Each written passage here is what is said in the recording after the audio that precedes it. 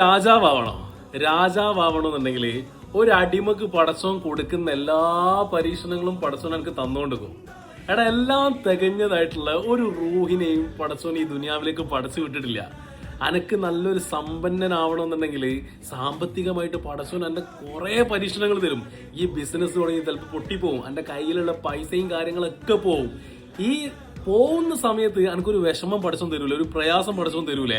ആ പ്രയാസങ്ങളൊക്കെ അനുഭവിച്ചു കഴിഞ്ഞാല് പിന്നെ എന്ത് പ്രശ്നങ്ങൾ വന്നു കഴിഞ്ഞാലും അത് നേരിടാനുള്ള ഒരു കരുത്തറ്റ ഹൃദയം പടച്ചോൻ എനിക്ക് തരും.